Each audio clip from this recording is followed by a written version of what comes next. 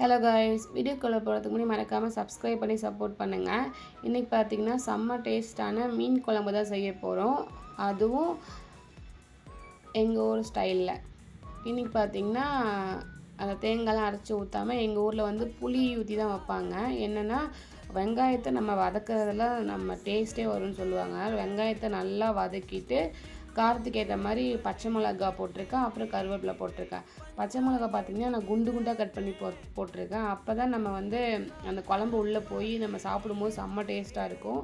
தக்காளி வந்து புளிப்புக்கு ஏற்ற மாதிரி போட்டுக்கலாம். நான் இன்றைக்கி மாங்காய் போடலை, மாங்காய் போடாமல் வைக்கிறதுனால 2 தக்காளி நல்லா பழமாக எடுத்திருக்கேன். நாட்டு தக்காளி நல்லா பழமாக எடுத்து அதுவும் நல்லா கிண்டி ஒரு நல்லா கிரேவி படம் வர வரைக்கும் நல்லா கிண்டிக்கணும். நல்லா கிண்டி வந்துட்டா கொஞ்சம் நல்லா வந்ததுக்கப்புறம் லைட்டாக மஞ்சத்தூள் மஞ்சத்தூள் ஒரு 1/4 ஸ்பூன் கிட்ட போட்டுக்கோங்க, இல்லை மஞ்சள் கலர் ஆகிடும். அப்புறம் வந்து குழம்பு மிளகாத்தூள், குழம்பு வீட்டிலே அரைச்ச குழம்பு மிளகாத்தூள், அப்புறம் தனி மிளகாத்தூள் நீங்கள் போட்டுக்கோங்க உங்கள் காரத்துக்கு ஏற்ற மாதிரி. நான் அதுவுமே போடுவேன், அப்போ தான் குழம்பு நல்லா கலராக டேஸ்ட்டாக கிடைக்கும். குழம்பு மிளகாத்தூள், தனி மிளகாத்தூள், மஞ்சத்தூள் இந்த 3 மசாலா மட்டும்தான் நம்ம போடுவோம். அதுக்கப்புறம் நம்ம தண்ணி ஊற்றி நல்லா லைட்டாக அந்த மசாலா இது பண்ணி அந்த எண்ணெய் பிரிஞ்சு வர மாதிரி இது பண்ணுங்கள். அதுக்கப்புறம் பார்த்திங்கன்னா நல்லா தண்ணி ஊற்றிட்டு புளி கரைசல் ஊற்றிடுங்க.